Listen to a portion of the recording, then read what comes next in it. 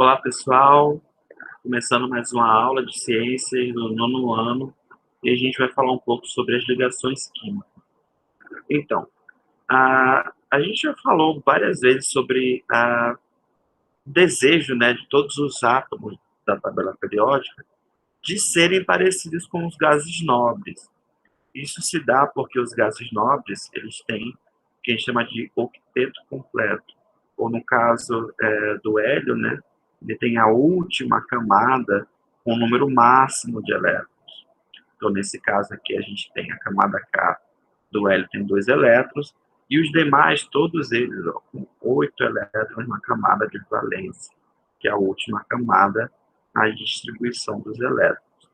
Então, isso confere a esses átomos uma estabilidade muito grande. Tanto é que esses elementos, eles são conhecidos aqui por não precisarem de outros átomos para se tornarem gases, né? Eles são independentes, eles não gostam de fazer ligação, eles preferem ficar sozinhos, certo?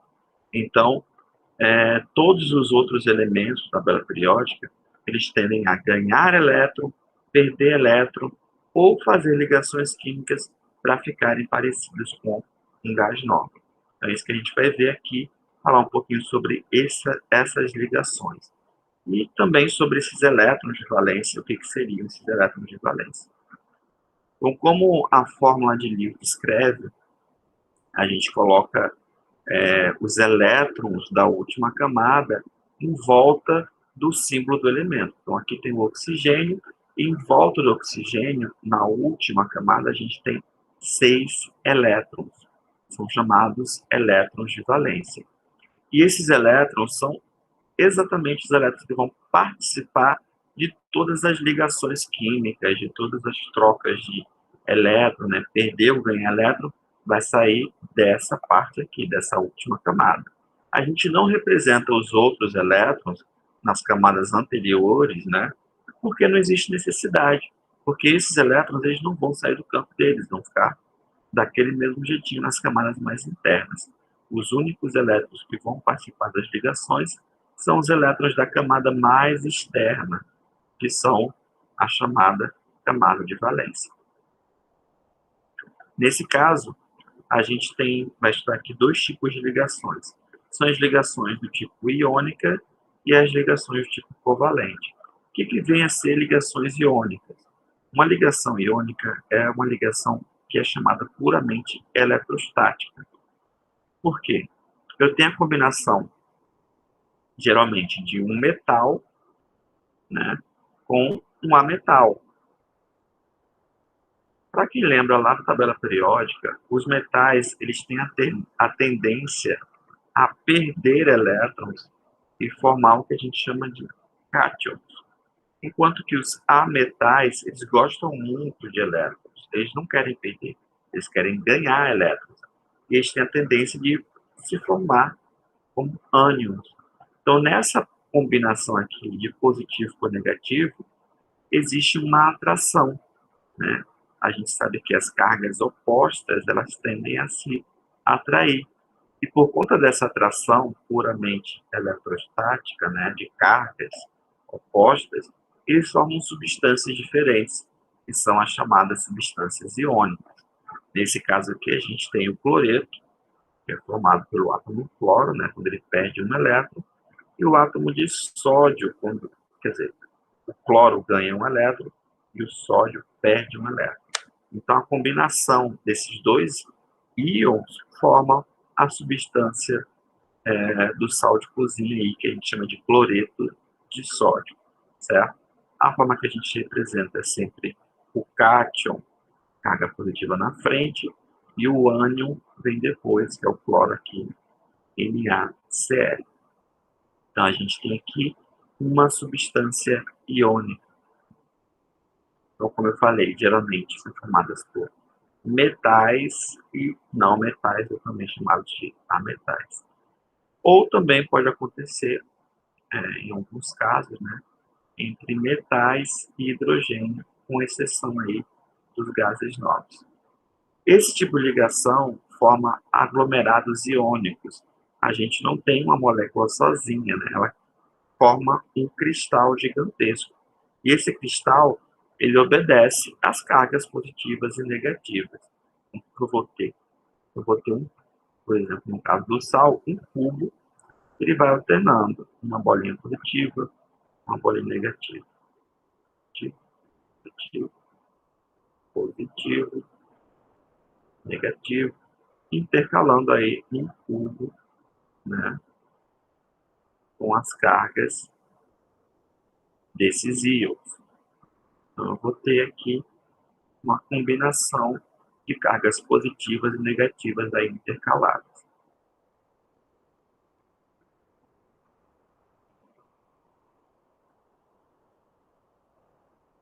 Então, como eu falei aqui, a tendência desses elementos de formarem as ligações, de perder ou ganhar elétron, é justamente por conta da estrutura das camadas desses elementos.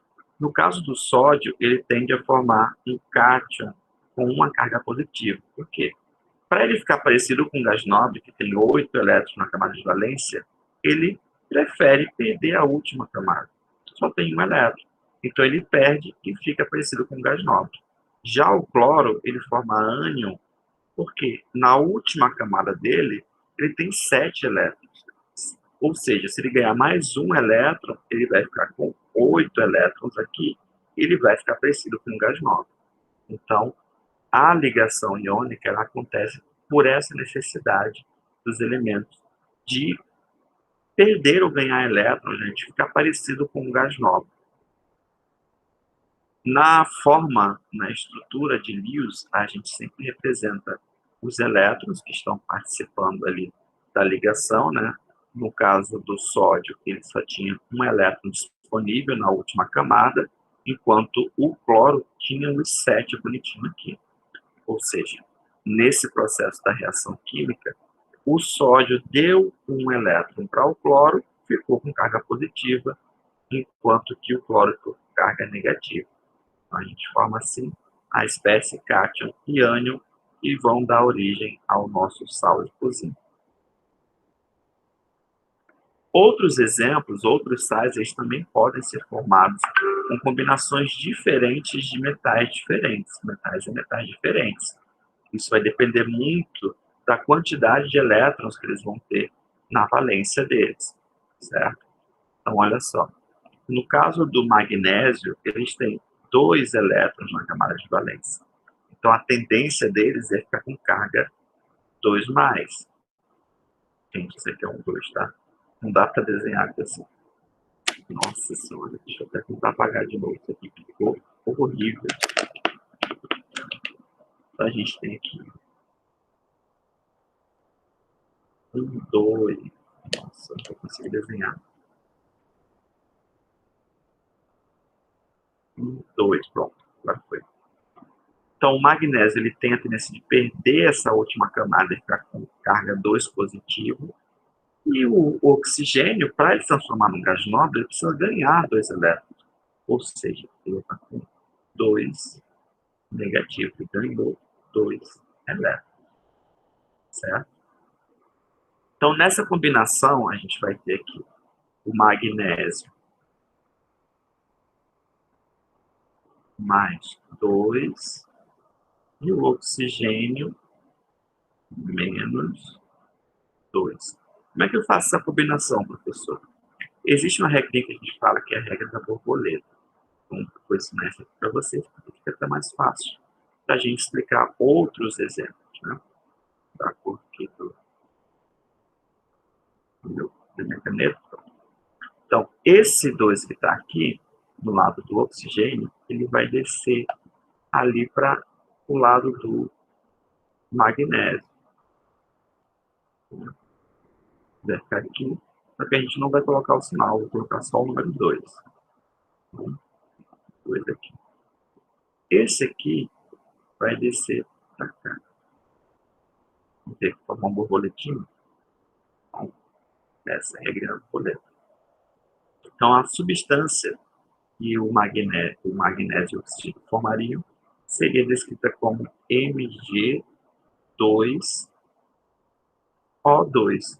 Como esses dois valores se repetem, né, em cristal de óxido de magnésio, oxigênio e magnésio, ele seria repetido várias vezes. Ao invés de colocar 2 e 2, a gente só coloca 1 e 1, certo? Essa repetição ela vai ser contínua em todo o cristal, ok? Mas se a gente fosse usar, por exemplo, ao invés de oxigênio, usasse um cloro, como é que seria esse sal? Então, vou usar, até desse lado de cá.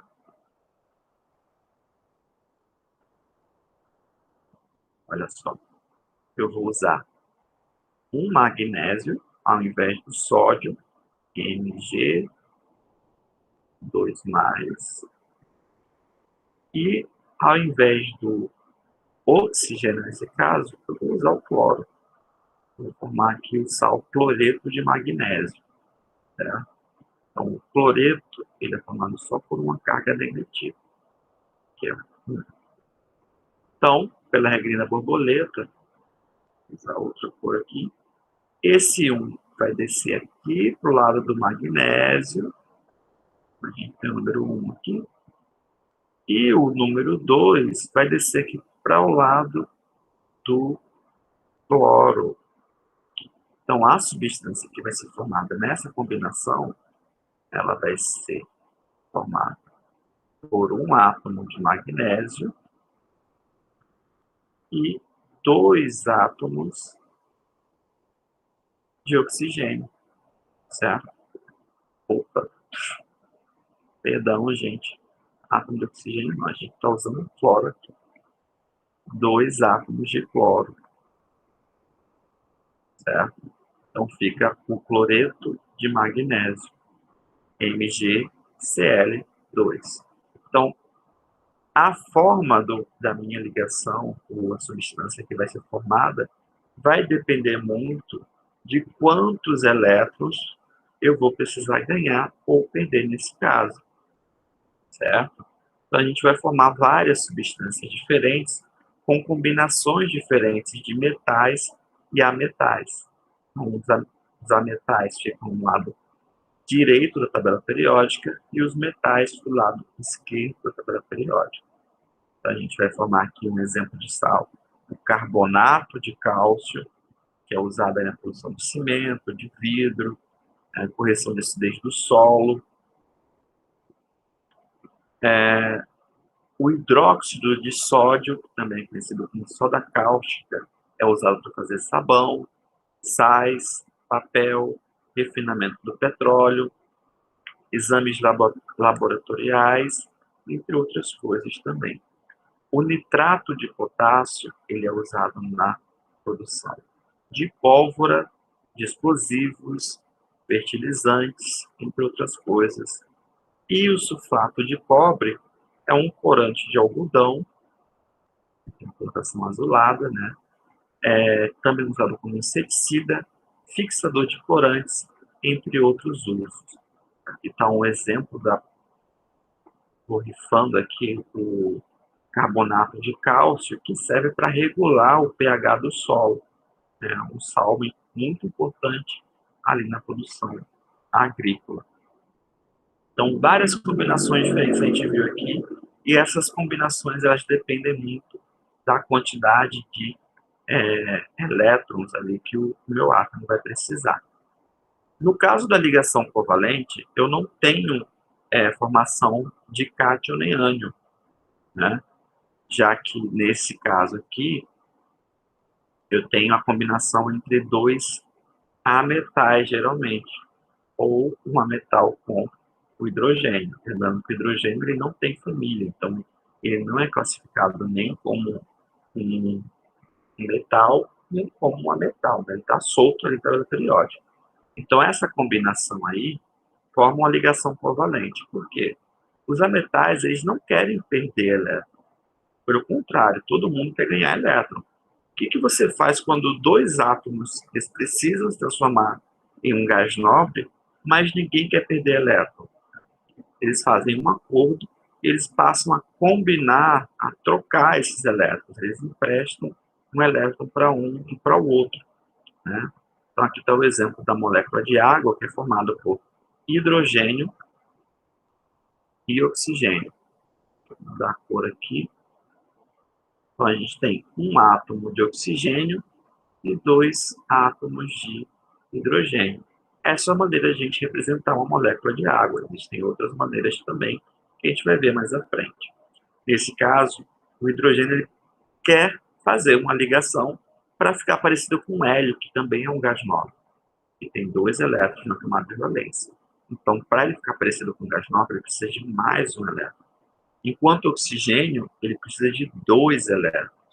Então, pela combinação que eu fiz ali junto com vocês no sal, se o oxigênio precisa de dois elétrons, ele vai precisar fazer duas ligações, enquanto que o hidrogênio ele só precisa fazer uma ligação. Ou seja, para ter uma molécula de água, vou precisar de dois hidrogênios e um oxigênio. Então, a minha combinação aqui, que a gente fala de uma ligação covalente, ela é formada por dois elétrons. Um elétron do átomo de hidrogênio combinado com um elétron do átomo de oxigênio. São os elétrons da camada de valência desses átomos aí, certo? Então, a gente tem aqui dois hidrogênios combinando com o oxigênio. Então, uma ligação, a gente representa dessa maneira aqui, ou através de um traço, que a gente vai ver mais para frente. Essa do lado aqui é uma molécula de gás cloro, formada por dois elementos. Cloro, né, tem cada um na sua camada de valência 7 elétrons, ou seja, eles precisam fazer uma ligação, compartilhar mais um elétron, para poder ter 8 elétrons no total e se transformar num gás nobre, digamos assim. Cada par de elétron a gente representa como se fosse um traço. Esse traço aqui é uma ligação química, certo? Então, quer dizer que eu tenho um elétron do meu hidrogênio e um elétron do oxigênio, certo? Então, essa combinação forma uma ligação covalente. As formas que a gente usa para desenhar essas moléculas existem diversas, né? As mais conhecidas aqui são a fórmula eletrônica de Lewis, que é quando a gente representa todos os elétrons da camada de valência e as ligações a gente coloca assim, circulada, né, os dois pares de elétrons formando ligação ali, sendo circulados. Quando a gente passa para a fórmula estrutural, a gente troca a ideia de pontinho, como se fosse elétron, e coloca um traço representando a ligação química, certo? Nesse traço, cada traço tem dois elétrons, ok? Tanto assim quanto do outro jeito, não importa a direção, por exemplo, das ligações, o que importa é que eu vou ter uma ligação com cada átomo ali. E a fórmula química, ou também chamada de condensada, a gente só vai colocar a quantidade de átomos que eu tenho na minha molécula. Então, eu tenho dois átomos de hidrogênio e o oxigênio a gente não coloca número nenhum, porque o próprio símbolo, o O, representa o elemento que a gente tem ali, certo? Então, a partir dessa estrutura, a gente pode desenhar várias outras moléculas diferentes. O gás oxigênio,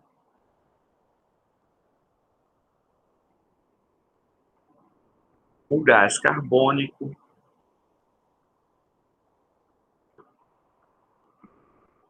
o gás nitrogênio e assim por diante. Então, todos esses aí vão ter uma forma diferente de desenhar, dependendo da necessidade que eles têm de formar as ligações. No caso, o oxigênio, ele precisa de dois elétrons para formar, para ficar estável.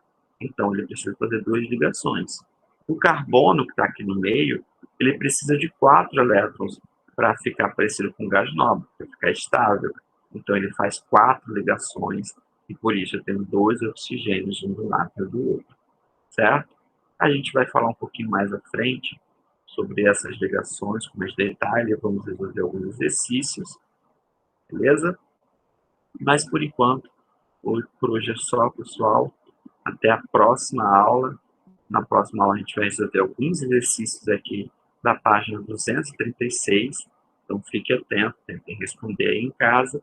Na próxima aula a gente corrige.